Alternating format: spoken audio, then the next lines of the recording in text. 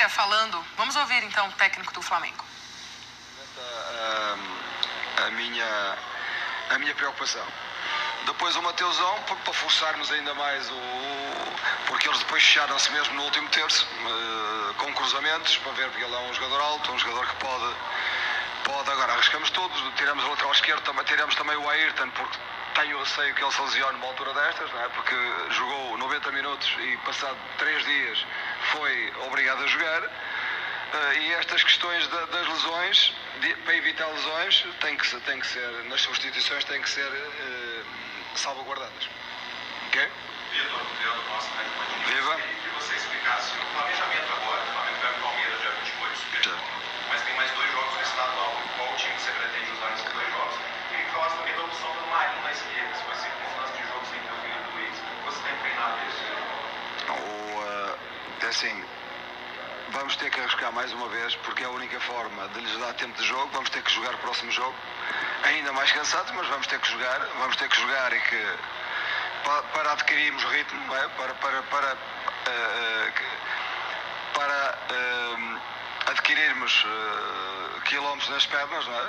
Tempo de jogo, porque depois aí vou ter que desacelerar para chegar fresco ao Palmeiras.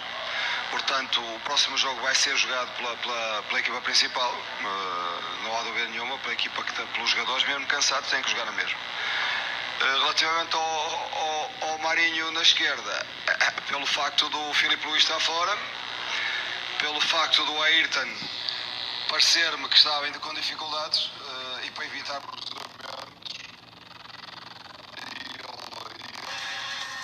Parece que tivemos um problema no áudio lá da coletiva, então a gente vai ficar aguardando aí a retomada dessa entrevista com o Vitor Pereira.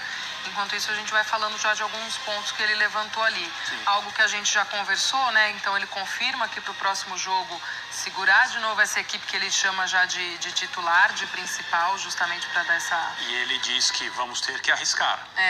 Arriscar né, expor os jogadores, né? Evitar descansá-los. Talvez fosse o melhor, mas não dá.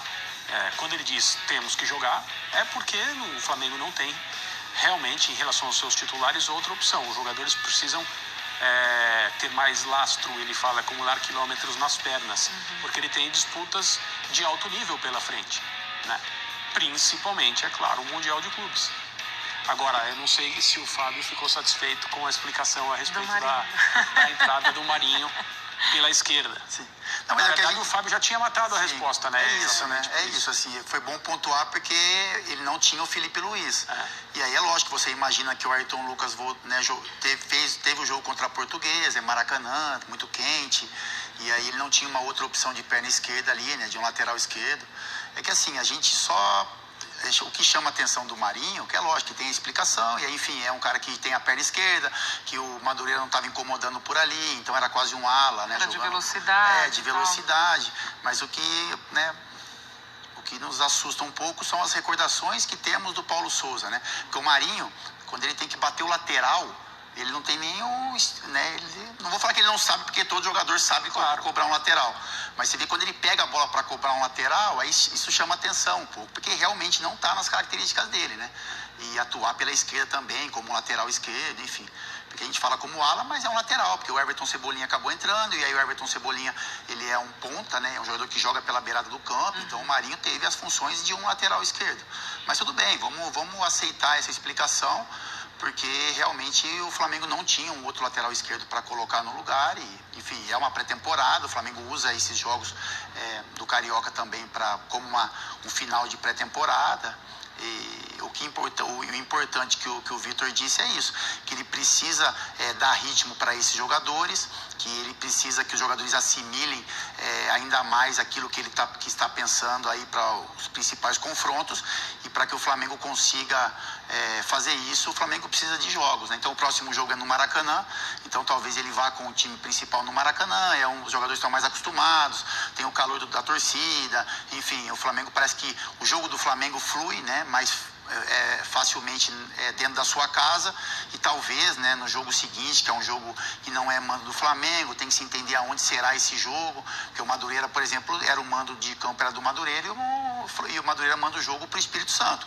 Isso para um time é complicado, porque tem o desgaste da viagem, enfim, um gramado diferente, o lugar que o jogador dorme é um hotel diferente do que eles estão acostumados, e é isso para uma preparação para Palmeiras, para Flamengo, para o Flamengo ir para o Mundial, isso tem um desgaste extra. Então eu acho que o Flamengo vem no Maracanã com o seu time principal, com alguns ajustes, e talvez aí no jogo seguinte o Vitor pense em poupar alguns jogadores que teoricamente vão estar um pouco mais cansados. E é hora de fazer testes também, né, André? Sim. Embora ele tenha ali a sua espinha dorsal definida de time, tá, o Fábio pontuou desde o início a questão do Marinho, mas se eventualmente ele também não tiver a peça ali de substituição, ele precisa ter alguém Sim. ali que possa suprir essa necessidade. Então é o momento dele pensar quem no elenco também pode ser um substituto improviso.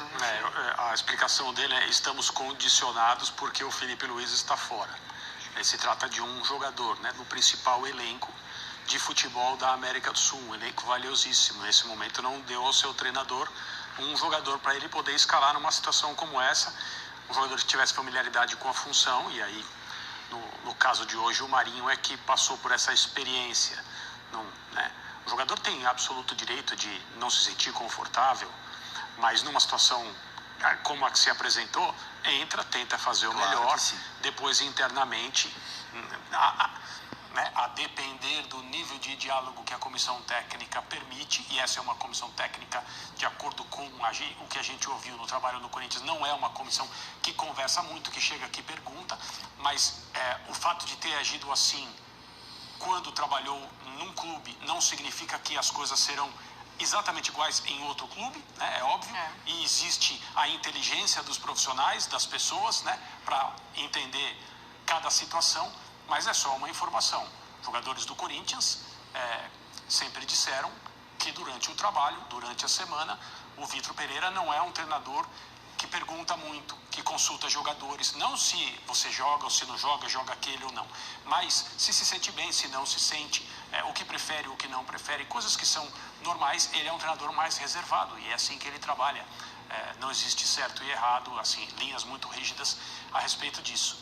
Mas o que me chama a atenção é assim, é claro que o Flamengo deveria ter ganhado o jogo, é claro que o Flamengo deveria ter chegado muito perto de ganhar o jogo, mesmo que não tivesse vencido, porque o futebol tem noites como essa.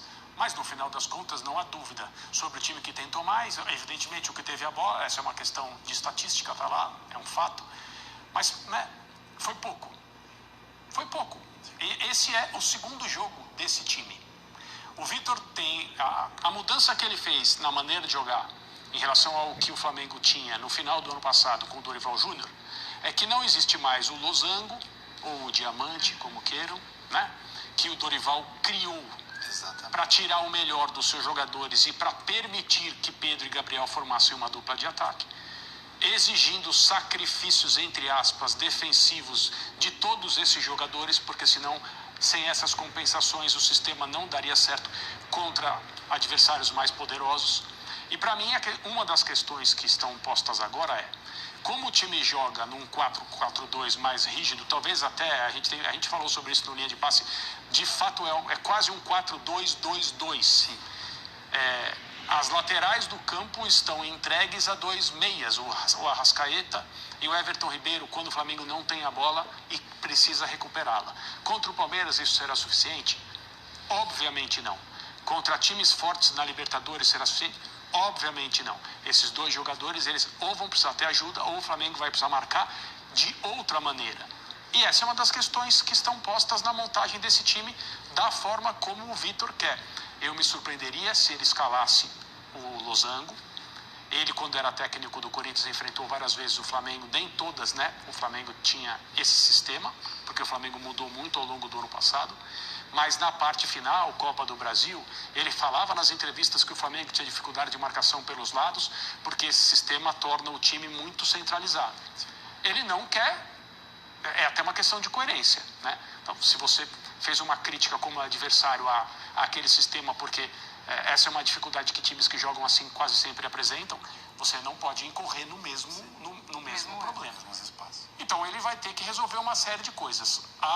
O problema de hoje foi a falta de volume ofensivo e, evidentemente, a falta de mais capricho na finalização. O Flamengo teve hoje, assim, para chamar um pouco a atenção, né? Porque é da minha posição também, né, Glau? Teve a dupla de zaga considerada titular, então o Léo Pereira volta. A volta do Léo é importante porque é um perna esquerda e aí você coloca o Davi na posição que ele mais gosta, que é como zagueiro central. Então essa deve ser a zaga que vai enfrentar o Palmeiras, deve iniciar também o Mundial, porque você tem o Léo, que terminou o ano muito bem, um zagueiro de perna esquerda, e aí você coloca o Davi na posição que ele mais se sente confortável também. Então é uma retomada ali da posição, né? Já que no primeiro jogo o Fabrício Bruno, que foi o titular. E também dar os parabéns para a torcida do Flamengo, né, Glau? Que eu preciso falar, assim, porque a gente conhece a paixão do torcedor, né? O Flamengo, em todo lugar que vai no Brasil, ele leva uma massa. Mas assim, a primeira vez que eu escutei o valor do ingresso, né, R$400, eu achei que eu estava enganado. Falei, não, tem alguma coisa assim. Mas realmente foi o preço cobrado. E isso talvez tenha muito reflexo, porque as pessoas que mandam o jogo para lá sabem que o Flamengo talvez não vá jogar muito, que todo mundo tem o anseio de ver esses jogadores do Flamengo pelo menos uma vez, 2 vezes no ano. Eu acho exagerado demais um jogo de Campeonato Carioca, que muita gente fala que não tem valor nenhum você cobrar R$400 de um ingresso, R$200 de meia entrada. R$400 é 1/3 do salário mínimo, né? Então, assim, não vou entrar nessa discussão, mas, enfim, eu só dou os parabéns à torcida do Flamengo, porque a gente sabe que o estádio estava cheio, que muita gente ali tirou realmente do que é necessário para passar o mês, para ver esses jogadores, para estar próximo, né, de atletas que são ídolos desses torcedores também, com merecimento por tudo que conquistaram. Mas parabéns ao torcedor do Flamengo, que mesmo com o ingresso a R$400, acabou quase que enchendo o estádio. Já aqui no Sport Center tem todo o pós-jogo também de Corinthians e Água Santa pelo Campeonato Paulista, aqui na sequência do nosso Sport Center. Vamos colocar na tela agora como é que terminou o Flamengo, a formação do Flamengo em campo no fim dessa partida aí contra o Madureira, já que a gente falava das modificações. O Marinho, então, aparecendo ali pela lateral, que era o que a gente conversava, e talvez o que mais chamou a atenção. Tem o Cebolinha, que entrou também, o Mateusão, que também entrou ali. Esse é o desenho, amigos, do Flamengo no fim da partida. Muito ofensivo, né? Muita gente perto da área. É uma situação muito circunstancial que serve para pouco tempo de jogos muito específicos, quando o Flamengo tem que correr mais riscos, eventualmente jogar com jogadores fora das suas posições, mas povoar e ir para uma pressão final. Isso acontece muito no futebol. Treinadores fazem isso com muita frequência, às vezes até com um pouco mais de arrojo, digamos assim. Grandes técnicos já em situações... O jogo de hoje não tinha nenhum caráter decisivo. Eu estou falando sobre situações em que o 0-0 significa eliminação, ou tem que fazer mais um gol de qualquer maneira.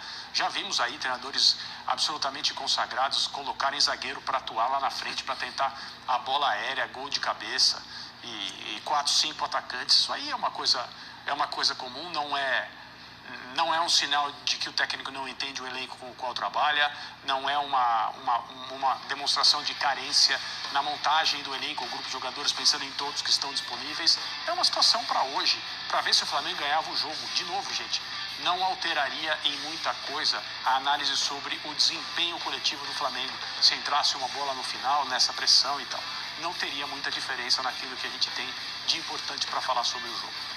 Acho que não é característica do Flamengo, só isso, sabe? Assim, a entrevista foi cortada, né?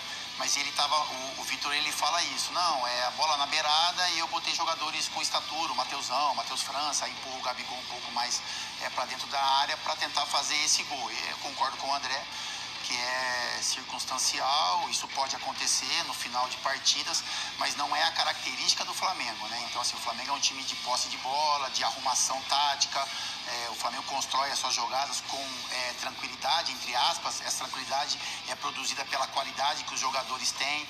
Então, assim, não é uma característica do time. Você está empatando um jogo, seja ele qual for, e aí vamos levar tudo aquilo, né? A pré-temporada, algumas experiências, a molecada também tendo oportunidade, o Mateusão, o Matheus França, mas não é uma característica do time, né? Você pode logicamente fazer alterações, você mudar, né, trazer o Everton Cebolinha para o jogo, trazer o Marinho na beirada, né? A gente prefere o Marinho, né? Talvez por características lá na direita, mas isso sim, né? O Arrascaeta um pouco mais centralizado, você optar, que nem o que ele fez hoje, ele optou em tirar o Pedro, né? Então, assim, também me chama um pouco a atenção, porque se ele queria bola aérea, a gente sabe que o Gabigol é um jogador de movimentação, né? E aí o Gabigol gosta de sair da área, gosta de criar, e tá tendo esse espaço no Flamengo, e aí ele tira o Pedro e mantém o Gabigol. Então, se você vem com o Cebolinha de um lado, se você tem o lateral, o Mateuzinho do outro, se você imagina que você, diante das dificuldades, você vai vencer o Madureira com a bola aérea, talvez seria interessante manter o Pedro em campo, porque é realmente a característica desse jogador. Mas são experiências e acabaram não dando certo no jogo de hoje, deram certo no jogo contra a Portuguesa. O importante é a gente perceber e ver evoluções desse time do Flamengo conforme os jogos forem acontecendo. Mas o povo fala também, ó, só recebemos aqui entre assuntos do momento no Twitter, aparece Marinho e aparece Vitor Pereira também. Mas é isso, fica marcada essa principal mudança. Porque é isso, porque assim, você pode dar todas as explicações cabíveis, só que o torcedor do Flamengo, ele identifica essa mudança como algo que não deu certo, né? Então, assim, se em algum momento... Mudanças desse tipo, né? Isso, se em algum momento o Vitor Pereira pensar em trazer o Everton Ribeiro pro lado esquerdo, isso vai ser um choque pro torcedor. Especificamente essa modificação é muito complexa. Isso foi o que o Paulo Souza fez e não foi uma vez só. Exatamente. Então é isso. O torcedor, ele identifica o que é bom e o que é ruim para o seu clube. Então a memória do torcedor para do Marinho na ala esquerda, Everton Ribeiro pelo lado esquerdo, isso causa um pavor, né? Porque foi algo que não funcionou, que travou o Flamengo na temporada passada. Essa é a diferença. O Paulo Souza, ele insistiu com isso por muito tempo e só a demissão dele que fez isso ser modificado. O Vitor Pereira, a gente imagina que é inteligente o suficiente para entender que o Marinho na ala esquerda é uma circunstância que o Ayrton Lucas estava mal, que poderia ter um risco de lesão, e ele não tinha um outro jogador com a perna esquerda. E aí a gente pode entender um pouco mais isso, mas eu também particularmente entendo esse reflexo da rede social, porque é algo que trouxe muita dor de cabeça para o torcedor do Flamengo. Na tela pra gente a sequência do Flamengo, então, nesta temporada. Tem Nova Iguaçu pelo Campeonato Carioca, o Bangu também pelo Carioca, e aí no dia 28 já tem o enfrentamento com o Palmeiras, Supercopa, jogo em Brasília. Esses dois próximos jogos pelo Carioca, o Vitor Pereira falou ali no pouquinho que a gente pôde acompanhar da entrevista coletiva dele, que deve levar a campo ainda os seus jogadores titulares, os principais aí, pensando muito, claro, né, amigos, nesse primeiro jogo de maior expressão, que é uma Supercopa, vale título contra um Palmeiras, enfim, algo que eu acho que também já começa a balizar um pouco o que vai ser o trabalho do Vitor Pereira nessa temporada, né? Claro. É um jogo legal. Nas últimas temporadas, essa ocasião ofereceu jogos de futebol de alto nível. Não há nenhum motivo para a gente não imaginar que isso vai acontecer de novo, porque são duas das melhores equipes do Brasil. Mas uma está em início de trabalho e a outra está na sequência de um trabalho que, para os padrões aqui da América do Sul, especificamente os nossos, nós estamos falando praticamente de uma era. Outro dia eu falei aqui, né, essa palavra ela é muito usada. O cara fica 1 ano e meio na era fulano de tal. É forte, né? Calma, né? Era o Galhardo, né? Muitos anos no River. Eu não estou nem falando, evidentemente, dos treinadores europeus, que são casos raros também, que ficaram décadas. É claro que não se trata disso. Mas aquilo que o Abel Ferreira está fazendo no Palmeiras não é o normal. Ele está fazendo porque está ganhando. Ele está ganhando, é evidente, né? Mas ele está desenvolvendo equipes, ele está remontando, ele está perdendo jogadores e o Palmeiras continua competitivo. Ele está usando bem a renovação de jogadores das categorias de base, embora ele tenha um problema no meio de campo agora pelos jogadores que ele perdeu e aparentemente não tem ninguém pronto, né? Eu estou falando do Scarpa e do Danilo, principalmente do Danilo na função dele. Mas o Flamengo vai enfrentar um time que do ponto de vista coletivo é muito forte. O Flamengo também é óbvio, mas há uma mudança de direção e uma mudança de orientação sobre como a equipe atua. E isso precisa ser não resolvido completamente. O Flamengo não tem, olha só, até o dia, é dia 28, né? Até o dia 28 para resolver tudo. Então não funciona desse jeito. Eu tenho certeza que o Flamengo vai ser competitivo contra o Palmeiras. Eu entendo que o Flamengo é favorito contra o Palmeiras, porque é o time que reúne a maior quantidade de jogadores acima da média e decisivos, mas essa coisa toda precisa funcionar. Hoje não funcionou. Muito provavelmente foi um ponto fora do que é a trajetória normal, mas de fato não funcionou. Não, é um jogo que, não vou dizer que pressiona o Vitor Pereira, mas que dá um parâmetro para o clube, para o torcedor, do que pode acontecer no Mundial, né? Então, que o Flamengo use esses jogos como vem sendo utilizados do Carioca, que não tem o mesmo nível, né? Principalmente técnico, de um jogo contra o Palmeiras, enfim, de uma semifinal de Mundial, independente de quem o Flamengo enfrente, e já projetando uma final aí talvez contra o Real Madrid. Mas esse confronto do Palmeiras é algo que mais se aproxima do que dessa missão que o Flamengo tem, tão importante, principalmente para o seu torcedor e para o clube, que é a conquista novamente de um Mundial de Clubes. Então é algo que o trabalho tem que continuar, as correções devem ser feitas. O Flamengo tem um adversário, como o André falou, gigante pela frente. Talvez não seria o melhor momento para esse confronto, mas é o que é estabelecido, né? É uma decisão entre talvez as duas maiores potências do nosso futebol na atualidade, com relação à estrutura, elenco, investimentos, e é algo que pode, um resultado positivo deve trazer uma tranquilidade ainda maior para o Vitor, né, para o Mundial, mas uma derrota para o Palmeiras, não que será terra arrasada, mas é algo que vai incomodar o dia a dia do clube, que vai trazer um peso até a viagem, né, até o momento que o Flamengo fizer o seu primeiro jogo dentro do Mundial. Então é algo que tem que ser tratado com muito carinho, porque pode ter um reflexo próximo aí para o trabalho do Vitor, para o dia a dia do Flamengo. A gente sabe como é que é, né, a pressão. Você vê, contra o Madureira a gente já percebe um reflexo do torcedor, uma ansiedade que ela é considerável e justa, porque o Flamengo tem jogos muito próximos, jogos importantíssimos. Então é dar sequência no trabalho, fazer as correções que devem ser feitas. Eu acho que é importante nesse momento, como o André falou, o Vitor tem um perfil de trabalho, mas o Flamengo tem jogos que são mais importantes do que o perfil do treinador. O Flamengo tem um caminho, esses jogadores conhecem o caminho da vitória, porque são jogadores que venceram o Campeonato Brasileiro, que venceram o Libertadores, que são competitivos, que têm um bom ambiente, né, dentro do clube, que a gente percebe que a mira desses jogadores do Flamengo, das lideranças, é uma mira de conquistas. Então acho que seria importante o Vitor sentar, conversar, entender o que pode ser feito de bom, o que pode ser feito de ruim, como os jogadores melhores se adaptam nas questões táticas, para que ele consiga extrair desses caras aí o máximo que ele puder nesses dois duelos, né, que é o jogo contra o Palmeiras e, na sequência, o Mundial de Clubes. Amigos, muito obrigada pela parceria nesta primeira hora de Sport Center. André, um beijo, até a próxima. Até a próxima, um beijo. Valeu, André.